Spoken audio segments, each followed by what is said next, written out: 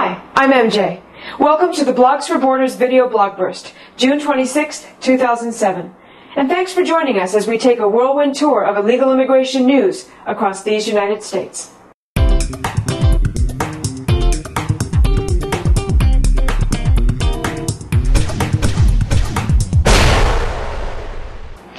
Ted Hayes wanted to lead members of Choose Black America and other anti-illegal immigration groups in a march against illegal immigration yesterday. So he got a permit from the city of Los Angeles to end the march with a protest at Leimert Park. The marchers were in for a surprise, however, when they arrived at the park for their rally. It was already filled with open borders goons, the usual socialists, communists, and anarchists, intent on blocking them from entering the park. And they got an assist from the LAPD.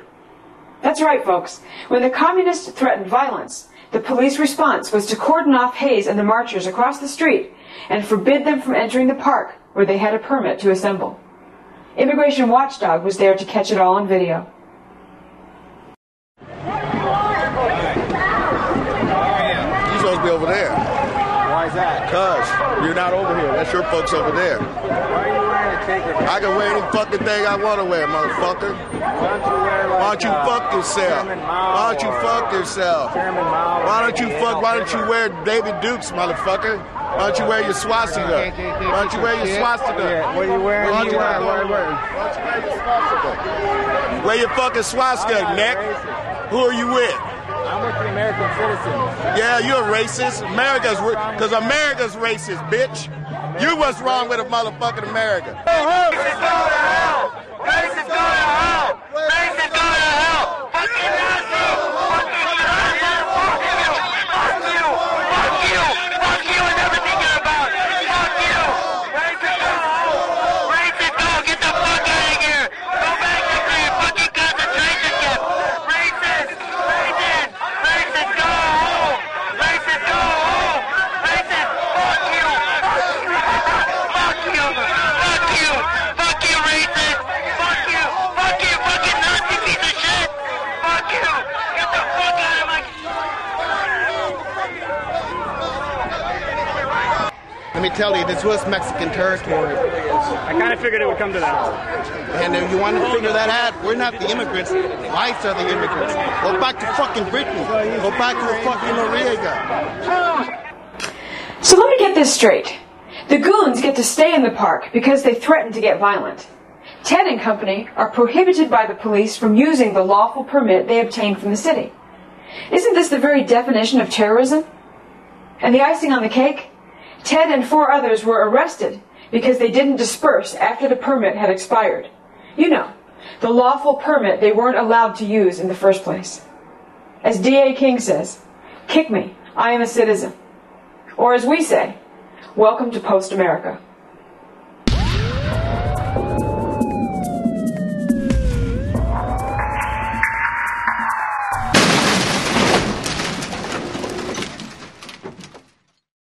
The victims, up to 60 residents of Canyon County, Idaho. The accused, Jorge Carrillo and Ulber Sanchez, both 20, both illegal aliens. The charges, burglary. The story. Authorities say these dirtbags are 2 of the 3 ringleaders responsible for a crime spree that started in mid-April. Police think up to 12 people may have been involved in the theft ring, which resulted in $150,000 to $200,000 of property theft, including vehicles, ATVs, power tools, hand tools, audio equipment, and computers. According to the Idaho Press Tribune, the burglars targeted mostly rural homes with unlocked vehicles, sheds, and garages. Clearly, they're unclear on the concept that just because something isn't locked doesn't mean it's okay to waltz in and help yourself to other people's stuff. And that goes for cars, sheds, garages, and countries. Of course, if our government had been doing its job, these jerks wouldn't have been here. And a whole bunch of Americans in Idaho would have the things they worked hard to earn, not an empty spot where fill in the blank used to be, making this crime 100% preventable. The victim, a 46-year-old woman. The accused, Guadalupe Perez Bojorquez, 26, illegal alien. The charges, aggravated assault and second-degree homicide. The story. Last week, a Phoenix police officer pulled up next to a car when he saw beer cans being thrown out the window. The driver, scumbag Perez Borjorquez, immediately began ramming the officer's car. A chase ensued, with both cars continuing to swipe at each other, a maneuver Perez Borjorquez later told police he learned from watching American TV shows. During the chase, the officer collided with a third vehicle.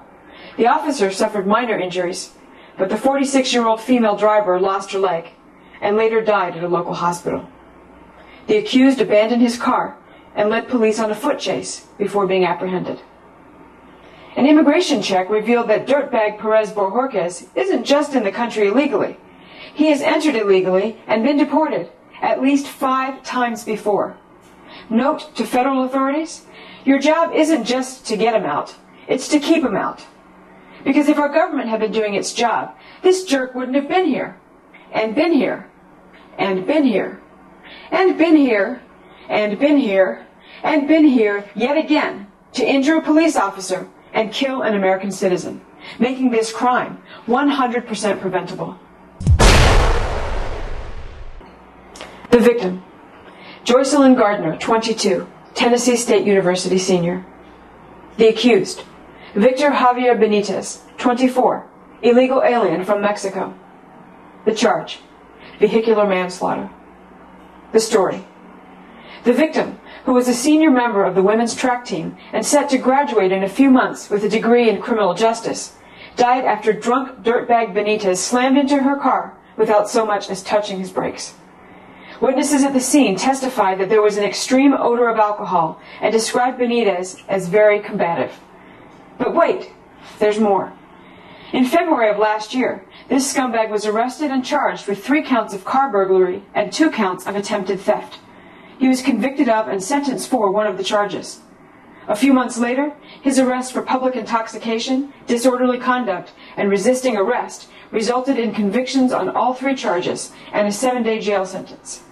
Yet 7 months later, he was still in the country illegally to get drunk again and get behind the wheel of a car, with devastating consequences to a U.S. citizen.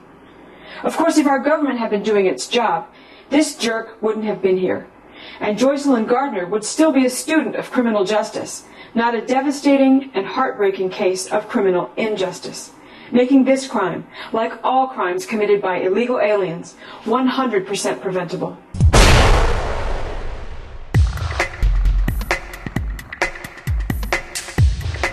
America's law enforcement, borders, and sovereignty are under fire. Literally. In some of the most delicate and pristine landscape in the country, like the Coronado National Forest in Arizona, human and drug smugglers have taken to setting fires to create a diversion while they smuggle their load across the border. Firefighters are required to have armed agents with them as they battle the blazes, because armed smugglers have been observed walking right through the active fire sites. Another variation? Setting intentional fires beneath Border Patrol lookout stations in an attempt to burn agents out of observation posts and patrol routes. As a matter of fact, attacks on Border Patrol agents are up 100% over last year. The Washington Times reports that last month a Forest Service supervisor testified that law enforcement personnel have been assaulted, threatened with weapons, shot at, and had their vehicles rammed. 2 fires just this month were the result of Molotov cocktails, one of which narrowly missed a Border Patrol agent. Rock assaults are increasing, including attacks with large rocks that are wrapped in cloth, doused in gasoline, and set on fire before being lobbed at Border Patrol agents. While our troops are in harm's way to protect the borders of countries halfway around the world, our own borders, and those charged with protecting them, are virtually ignored. There is a war being waged on our southern border, and our government not only refuses to fight back, they won't even acknowledge that our nation is under attack.